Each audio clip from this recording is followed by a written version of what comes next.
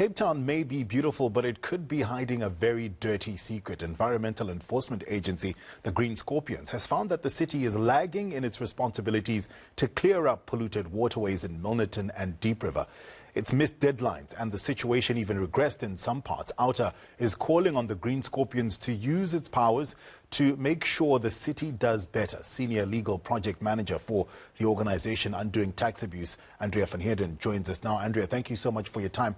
Let's go back right to the beginning. And if you could explain the root cause of this pollution.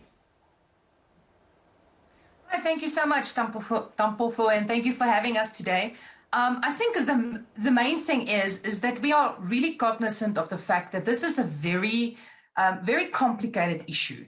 So the pollution issue within the Milnerton Lagoon and the Deep River estuary, it's multi-pronged. But what we have found for the past 2 years, we've been conducting independent water testing along strategic points along the Deep River system. And what we found is that although there are many causes, but the main contributor to this pollution is the Potsdam wastewater treatment works, which is managed by the City of Cape Town or mismanaged by the City of Cape Town.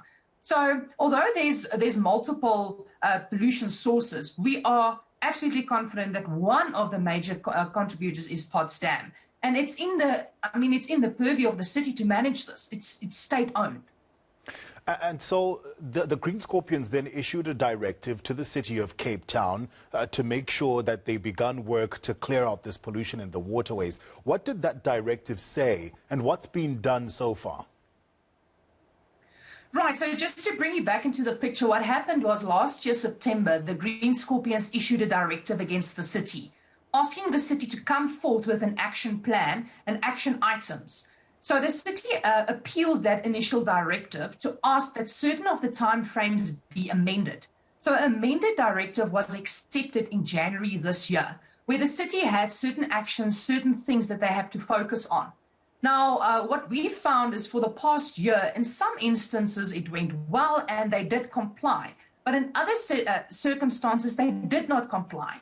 So in July of this year, OUTA wrote to the oversight authorities, and not just the Green Scorpions, but also the National Department of Water and Sanitation, asking them what are they doing to monitor the compliance. And as a result of our interventions or our engagements with the Green Scorpions issued a compliance audit in August this year, and they updated it with a new updated compliance audit, which they served on the city in October. So basically what it means is the city now needs to shape up, or the enforcement or the administrative mechanism, which is a directive given to the Green Scorpions as an enforcement model.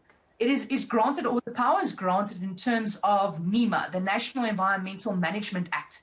So basically what it says is if the city does not comply with the directive, the Green Scorpions does have the authority to force compliance, either by levying fines or even imprisonment of some of the city's officials.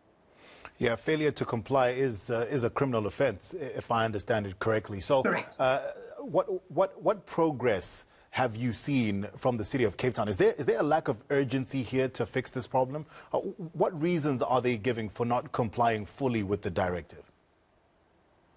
Well, unfortunately, I think it's an issue that we as South Africans have come to be accustomed to. It's a municipality failing completely in their oversight. And we've coined this, and we've said this multiple times. It's not a political issue, it's a service delivery issue. And unfortunately, or fortunately, we have this project in the Milnerton area, but it's not something new across the whole of South Africa. So, the city sometimes, they like to point fingers to other points of pollution, which we do understand. But what we're saying is, even if there are other contributors, for instance, informal settlements, it's still the city's responsibility to ensure that they deliver proper services, they give wheelie bins, they educate people, and they just execute their mandate. Because at the end of the day, those officials were elected to do the best on behalf of the citizens and not necessarily to serve their own interest. So I think to give you a quick answer on that, it's not necessarily easy to give you a quick answer. But the main takeaway point is it's a service delivery issue. And the City of Cape Town really needs to take responsibility. It's much easier to negate or neglect your responsibility than actually taking it up. And that is what we are calling for as civil society, is to say enough is enough, hold government officials to account, hold municipalities accountable. And as our civic duty, we have the right to hold these people's feet to the fire and to apply pressure when pressure is needed. Andrea, thank you so much for your time. We appreciate it. Hopefully that was heard by someone at the City of Cape Town. OUTA's Andrea van Heerden joining us on Newslink.